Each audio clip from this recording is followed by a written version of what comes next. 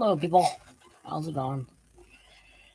Well, it's another sunny day in Minnesota, about 40 odd degrees. Nice outside. Snow's kind of melting, slowly. Not too bad out there. Alright, well, first we're going to review the books I got today. Or, actually, well, last few days anyway. Sorry. I really do need to get some new glasses, which is why I don't wear them a whole lot.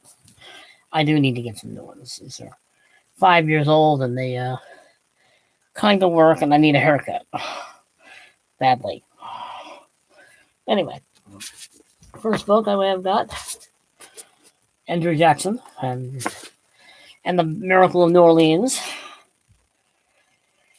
Robert Remy did a book on the Battle of New Orleans. It's a more in-depth study of the battle, but anyway, he's a good author. I like him. I like this guy.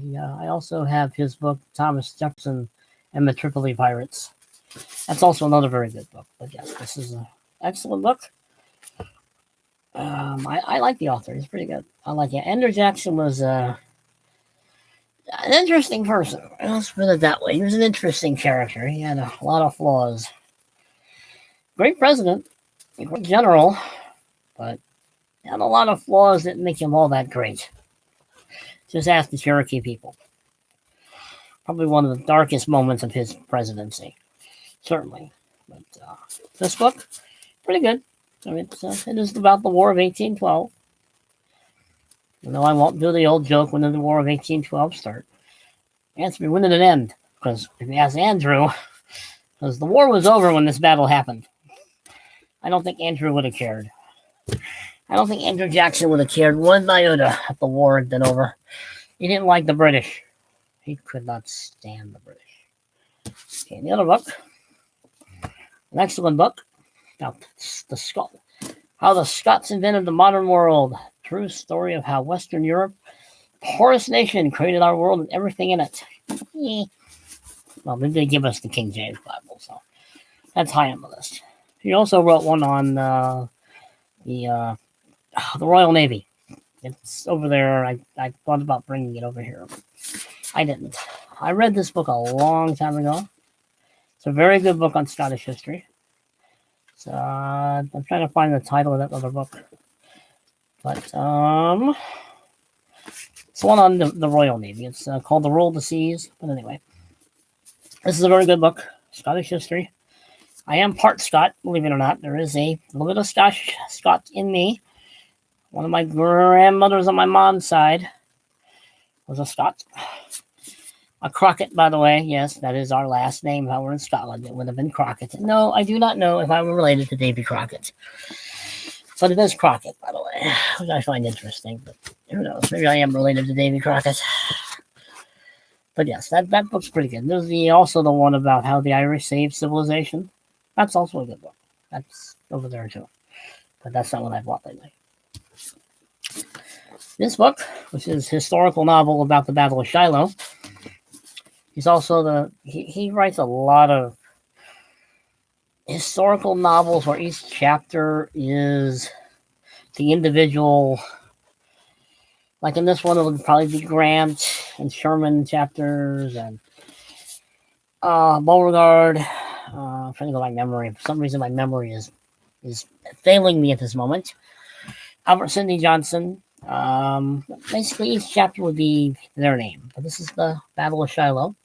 It's a good book. Actually, I like all his books. He's done books on the Civil War, the Mexican War.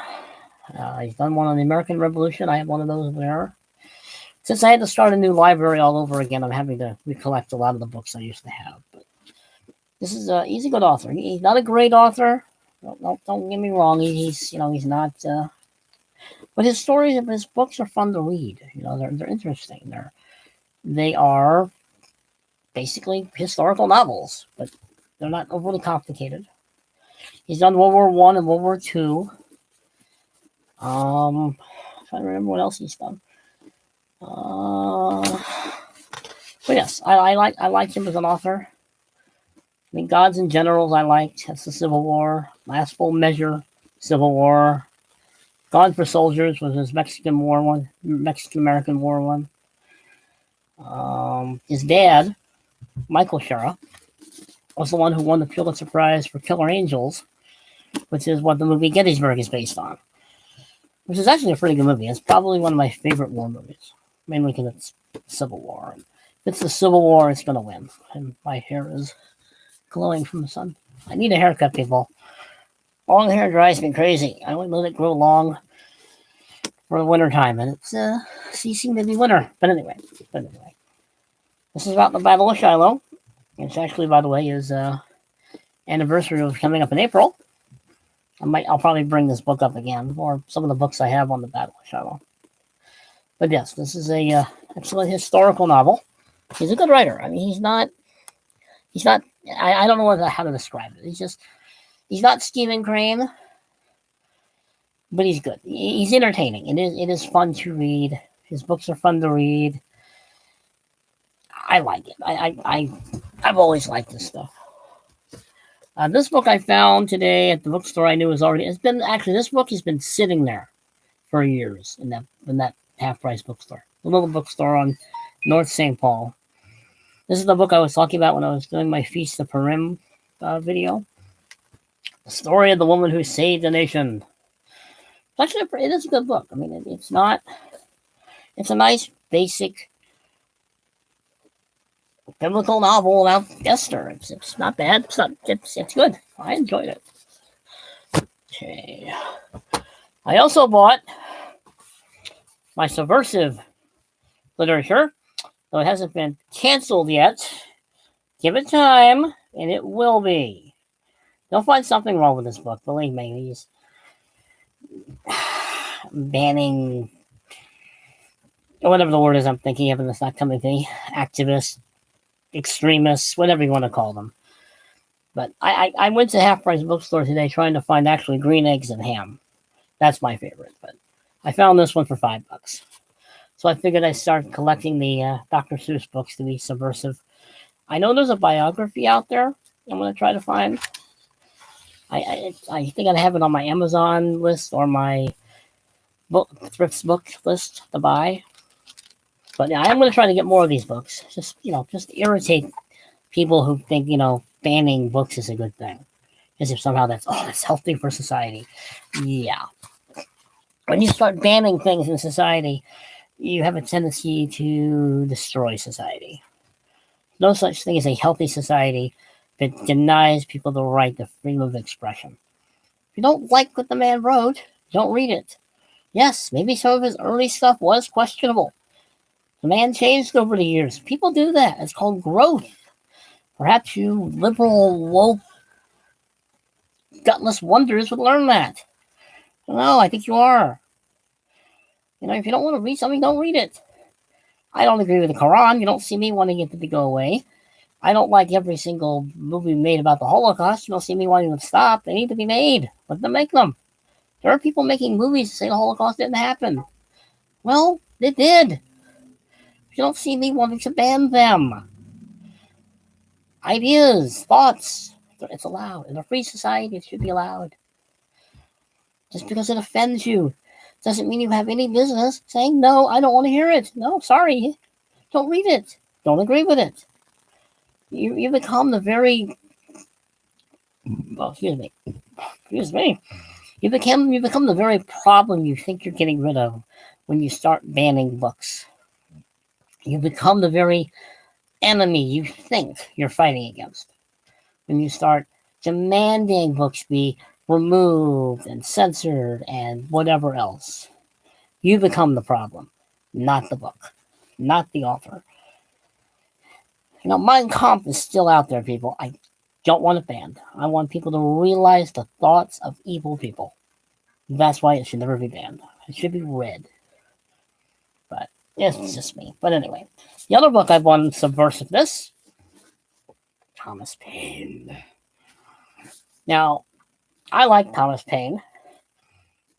I do like the guy. I mean, granted, I don't think me and him might have gone along too well, but I like the guy. I found him interesting. I had a book by John Keane, Thomas Paine, A Political Life.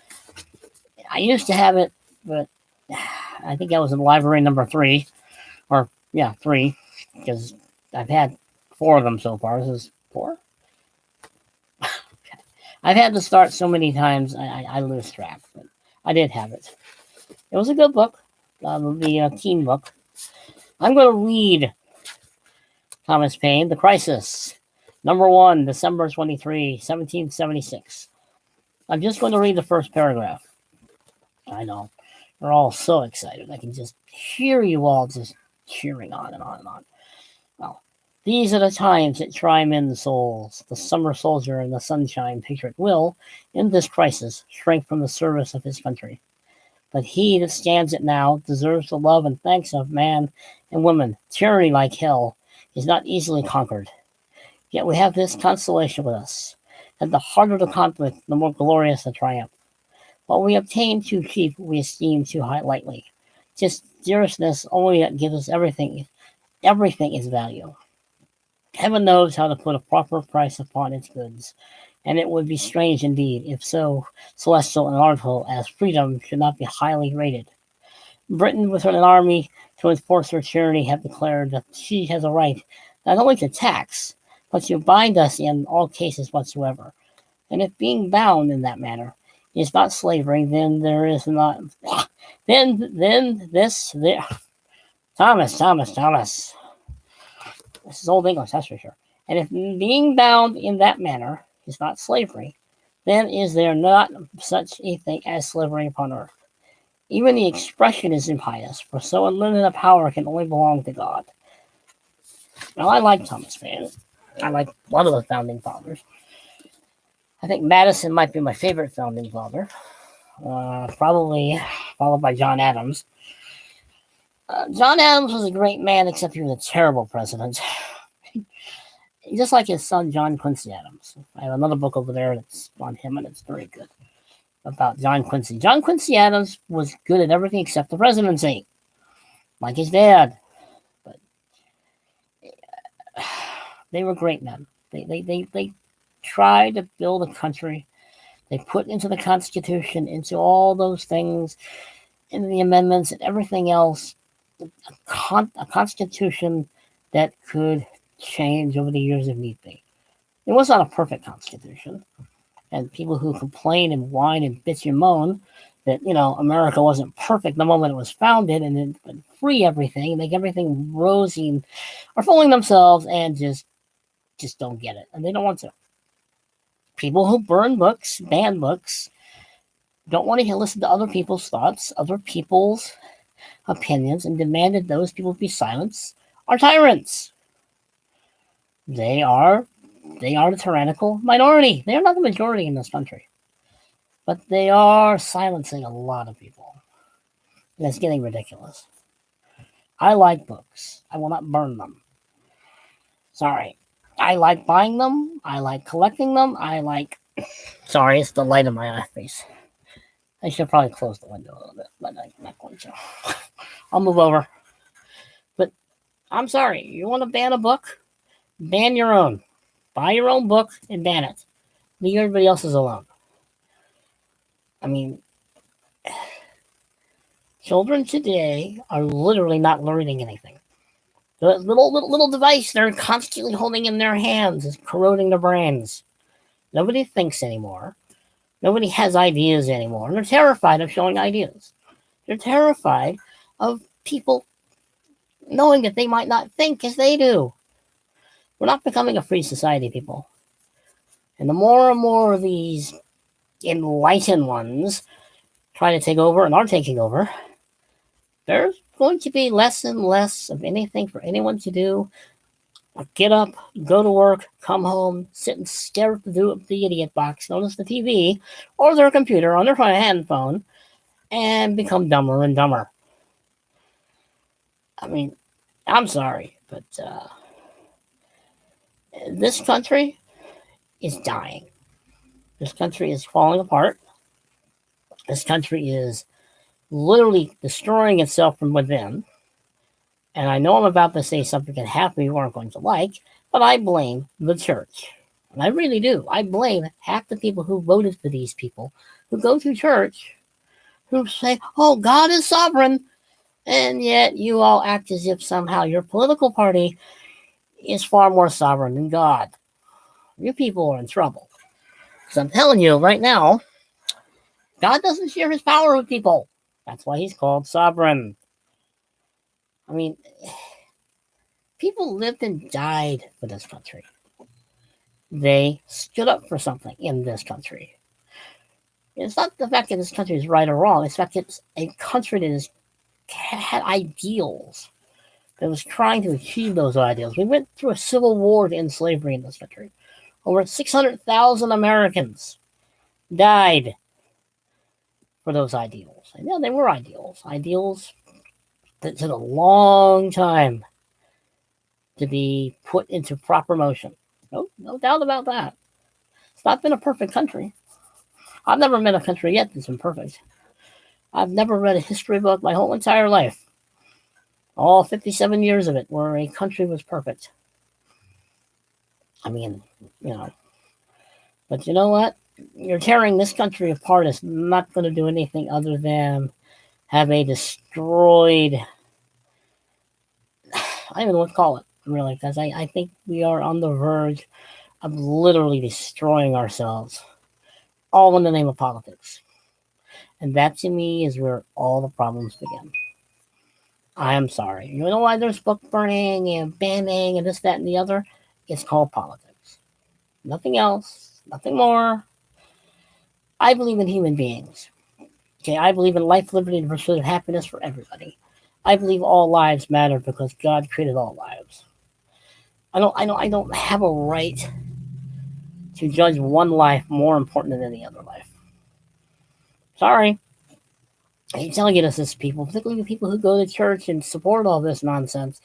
You're basically telling God that you better support this over what you told us because, we think this life is more important than that life. God's going to say, no. I died for everybody, didn't I? Didn't I sort of say that, imply that in the gospel? Because the way you people talk, you would think that God's going to be proud of you. That you're dividing people into groups. I'm rambling, and I know I am. I'm off track, but lately this is getting really annoying with all this book banning and all this censorship and all this attacking and ripping and you're all acting like a bunch of idiots. I'm sorry. Grow a set. Grow up. You're destroying the country that allows you to do the protesting to create a country that is going to allow you to do anything but obey it. That's the country you're going to leave your children. A country where the only thing they're going to be allowed to do is what the state tells them to do. And you think your Jesus is going to be proud of this somehow. You're going to get patted on the back? He ain't going to pat you on your back. He slap you in the face, but he ain't going to pat you on the back. I mean, it frustrates me to see people who should know better, who tell me, oh, well, I'm a Christian, but they always put the button in. No, you're either a Christian or you're not. You can't serve two masters, people. You cannot serve God and politics. They don't go together. One will destroy the other. One will corrupt the other. Politics will corrupt everything it touches. Somebody once said that, show me a nation that's banned any books by any of the good guys. Well, you can't, because good guys don't ban books. They may not agree with them. They may not like what they're saying, but they don't ban them and burn them. Okay? I'm sorry. I'm rambling, I suppose, but I like books. I always have. It bothers me that we are a society that literally can be driven to sheer madness over Dr. Seuss and his books. As if somehow this is the most evil being who's ever written anything. That's what's going to get to people. And if you don't, and you people who go to church, if you don't think this society is eventually going to say, wait a minute, there are libraries and churches. We don't agree with that. We don't like it. Well, they have Bibles in that church, don't they? I don't like the Bible. We need to outlaw the Bible because it is coming. You people who support this nonsense, it is coming. And you know what they're going to come for? Your Bibles and your children. They're already going to corrupt your children. I'm sorry, but they are. And you're helping. Jesus must be proud. I'm not sure. I know mine isn't, but I'm sure Jesus must be proud because he's not the sovereign God of the universe if he actually agrees with anything you people are doing. I'm sorry. If he actually cares about your political opinion, then he's not the sovereign God of the universe you claim he is. He either is going to look at you and listen and say, I'm God, you're not. Or he can say, okay, I'll listen to you. Sorry, they don't work together.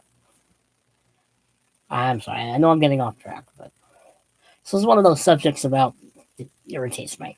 Because I look at the kids, and I'm seeing these kids' futures literally being flushed down the toilet for political reasons, for politics, for anything else that has to do with the political parties or their little heads.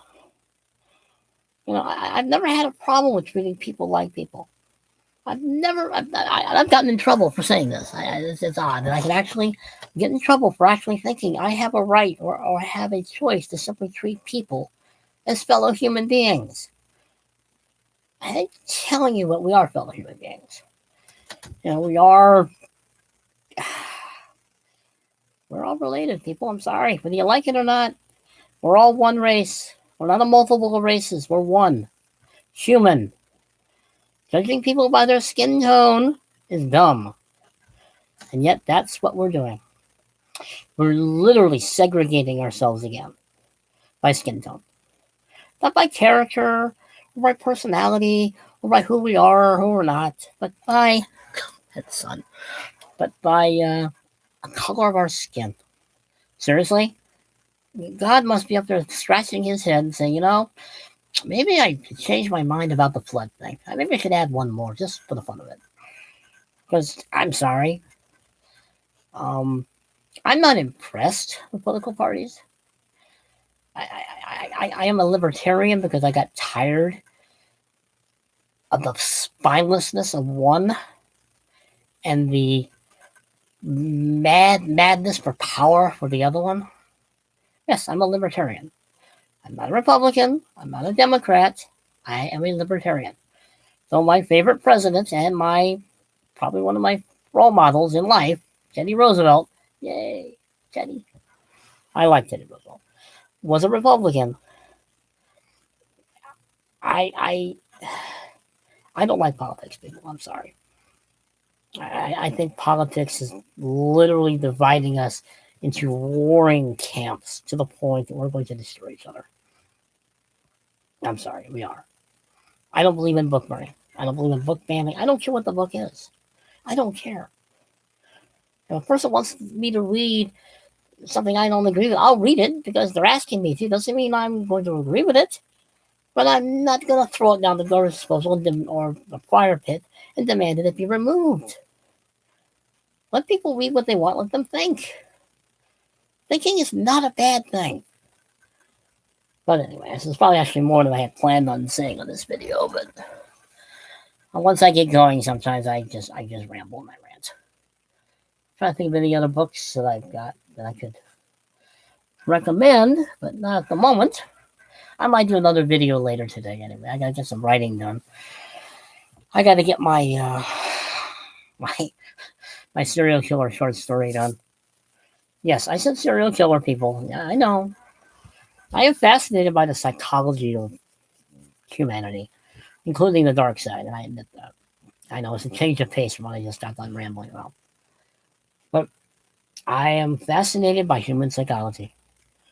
Irritates me to no end, but I am fascinated by human psychology. But anyway, excellent book. Particularly in these times when they are trying men's souls. But anyway, it's a nice sunny day. I mean, I wish the sun would stop shining half my head off, but I'd have to move, and I can't move. I'm kind of stuck where I am. But